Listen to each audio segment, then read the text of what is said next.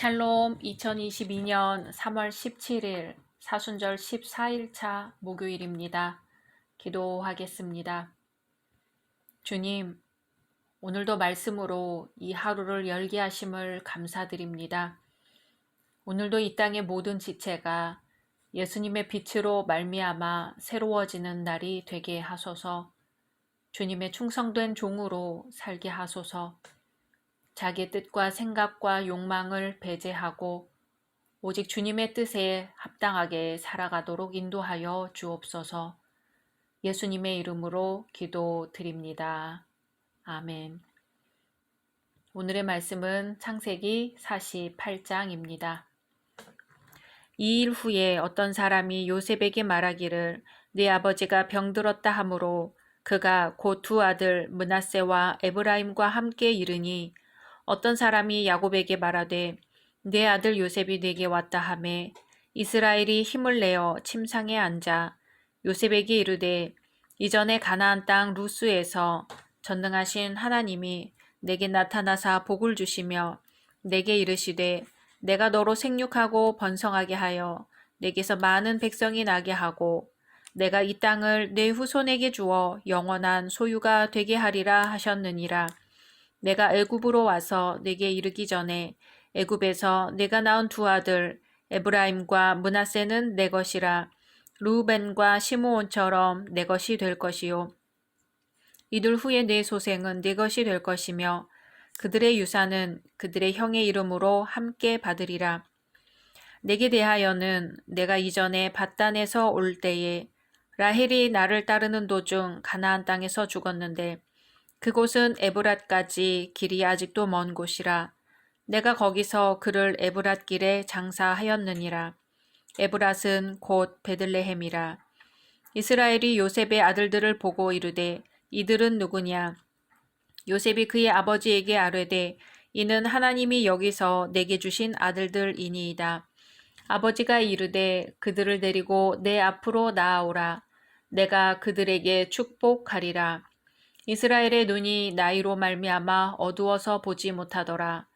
요셉이 두 아들을 이끌어 아버지 앞으로 나아가니 이스라엘이 그들에게 입맞추고 그들을 안고 요셉에게 이르되 내가 네 얼굴을 보리라고는 생각하지 못하였더니 하나님이 내게 네 자손까지도 보게 하셨도다. 요셉이 아버지 무릎 사이에서 두 아들을 물러나게 하고 땅에 엎드려 절하고 오른손으로는 에브라임을 이스라엘의 왼손을 향하게 하고 왼손으로는 므낫세를 이스라엘의 오른손을 향하게 하여 이끌어 그에게 가까이 나아가매 이스라엘이 오른손을 펴서 차남 에브라임의 머리에 얹고 왼손을 펴서 므낫세의 머리에 얹으니 므낫세는 장자라도 팔을 엇바꾸어 얹었더라.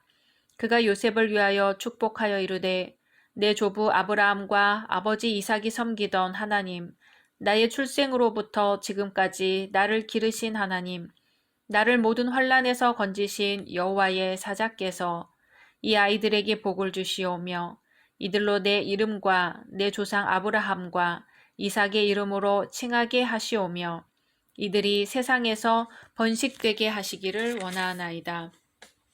요셉이 그 아버지가 오른손을 에브라임의 머리에 얹은 것을 보고 기뻐하지 아니하여 아버지의 손을 들어 에브라임의 머리에서 므낫세의 머리로 옮기고자 하여 그의 아버지에게 이르되 아버지여 그리 마옵소서 이는 장자이니 오른손을 그의 머리에 얹으소서 하였으나 그의 아버지가 허락하지 아니하며 이르되 나도 안다 내 아들아 나도 안다 그도 한 족속이 되며 그도 크게 되려니와 그의 아우가 그보다 큰 자가 되고 그의 자손이 여러 민족을 이루리라 하고 그날에 그들에게 축복하여 이르되 이스라엘이 너로 말미암아 축복하기를 하나님이 네게 에브라임 같고 므낫세 같게 하시리라 하며 에브라임을 므낫세보다 앞세웠더라. 이스라엘이 요셉에게 또 이르되 나는 죽으나 하나님이 너희와 함께 계시사 너희를 인도하여 너희 조상의 땅으로 돌아가게 하시려니와 내가 네게 네 형제보다 세겜 땅을 더 주었나니 이는 내가 내 칼과 활로 아모리 족속의 손에서 빼앗은 것이니라. 아멘. 오늘 말씀은 죽음을 앞둔 야곱이 영적 장자인 요셉에게 가나안의 언약을 전수함과 동시에 요셉의 두 아들 에브라임과 므낫세를 축복하는 장면입니다. 야곱은 임종이 임박한 것이지요. 야곱은 유언하면서 재산을 정리하는 데 목적을 둔 것이 아니라 믿음을 전하는 데 주력하였습니다.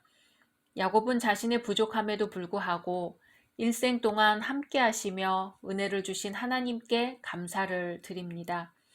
그리고 이 하나님께서 자신의 후세들에게도 동일한 은총을 내려주실 것을 확신하고 있습니다. 믿음의 유산, 이것이야말로 후세들에게 물려주어야 할 가장 값진 보물입니다. 먼저 야곱은 요셉과 요셉의 두 아들을 축복합니다.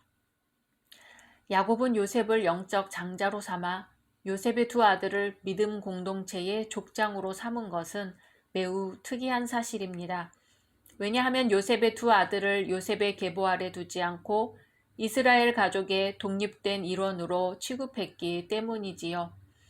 야곱은 당시 일반적인 관습대로 축복을 전달한 것이 아니라 자신이 선지자임을 인식하고 자신이 보유하고 있던 축복을 후계자에게 전달하고 있습니다. 이삭이 야곱에게, 모세가 여호수아에게, 엘리야가 엘리사에게 전한 것과 같습니다.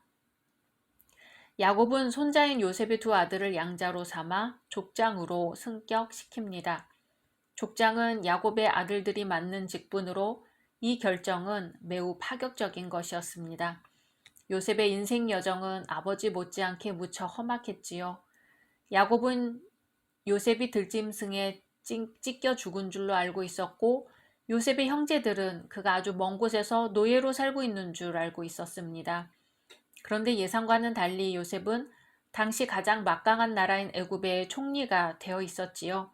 뿐만 아니라 두 아들을 낳고 야곱 가족의 구원자가 되었습니다. 이것은 모두 기적이었습니다. 그래서 야곱과 요셉은 축복의 결과인 요셉의 두 아들을 목전에 놓고 하나님께 가슴에서 우러나오는 감사를 드리고 있습니다. 야곱은 자신의 일생을 마무리하면서 자신뿐 아니라 자신의 아들 그리고 손자로 이어지면서 연약한 자신의 삶을 인도하시고 보호하시는 하나님께 감사의 신앙을 고백하고 있습니다. 바로 이 믿음을 야곱은 후세에게 전해주고 있습니다. 야곱의 손자들은 자신들이 받을 수 있는 가장 훌륭하고 값진 유산을 물려받고 있습니다.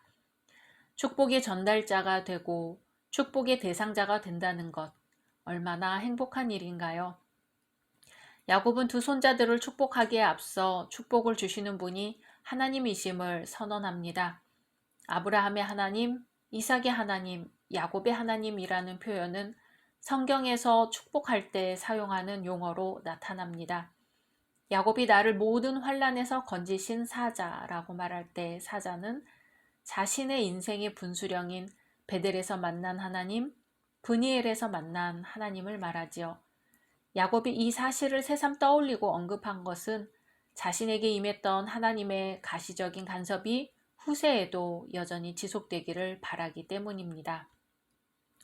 야곱은 축복의 주체가 하나님이심을 밝히면서 15절, 16절을 보면 아브라함과 아버지 이삭이 섬기던 하나님, 나의 출생으로부터 지금까지 나를 기르신 하나님, 나를 모든 환난에서 건지신 여호와의 사자께서 이 아이들에게 복을 주시오며 이들로 내 이름과 내 조상 아브라함과 이삭의 이름으로 칭하게 하시오며 이들이 세상에서 번식되게 하시기를 원하나이다. 아멘. 머리에 손을 얹고 축복하는 장면은 여기에서 처음으로 나옵니다. 먼저 아브라함과 아버지 이삭이 섬기던 하나님이라고 하죠.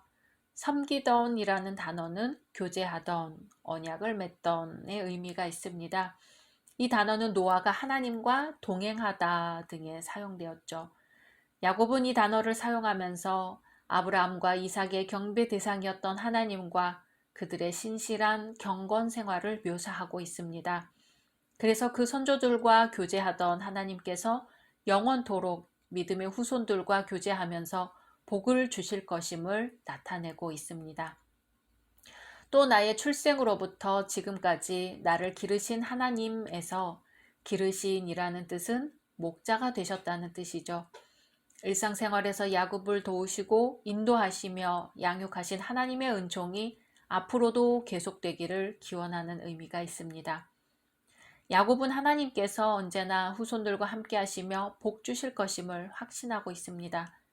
인생의 말년에 이르러 야곱은 지난 날들을 회고하면서 자신의 불신앙에도 불구하고 지금까지 보호해 주신 하나님의 사랑을 깨닫게 되었습니다. 나의 출생으로부터 지금까지 나를 기르신 하나님이라는 표현에서 야곱의 믿음이 성장하여 완전에 이르고 있음을 느낄 수 있습니다.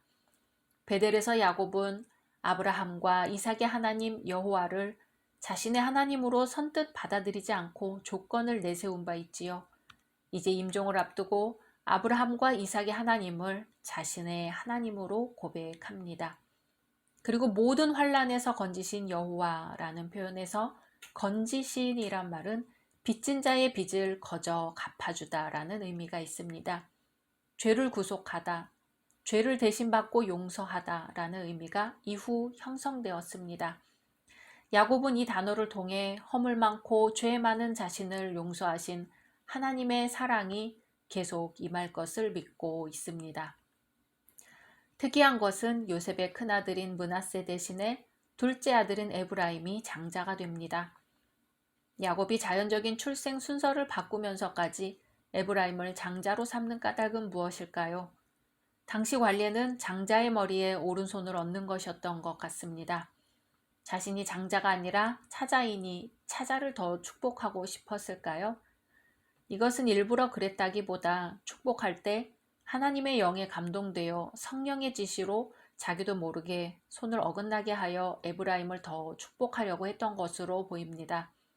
모든 사건에서 하나님의 결정과 의도가 우선되어야 한다는 믿음을 볼 수 있습니다. 이제 야곱은 자신의 후손들이 언젠가는 가나안 땅으로 돌아갈 것임을 예고하고 있습니다. 야곱의 가족들은 애굽 총리인 요셉의 후원으로 애굽에서 성공할 꿈을 가졌을지도 모르지요. 하지만 야곱은 세상에서 안주하기보다는 하나님의 인도를 받으며 하나님이 제시하신 표대를 향해 가는 것이 바른 것이라는 것을 확신했습니다. 그래서 귀한 약속의 성취에 대한 보증으로 세겜 땅을 에브라임의 소유로 선언합니다. 보지 못한 일에 대해 확신을 갖는다는 것은 참 어려운 일이지요. 야곱은 평생 함께 하신 하나님이 후손들에게 가나안 땅을 주실 줄로 믿고 유언을 합니다. 가보지도 않은 땅을 걸어가며 믿음으로 살아야 했던 야곱은 믿음은 바라는 것들의 실상이요 보지 못하는 것들의 증거라는 것을 삶으로 살아냈고 삶으로 보여주었고 이제 후손들에게 전수합니다. 각자 말씀 묵상하신 후 주기도문으로 마치겠습니다.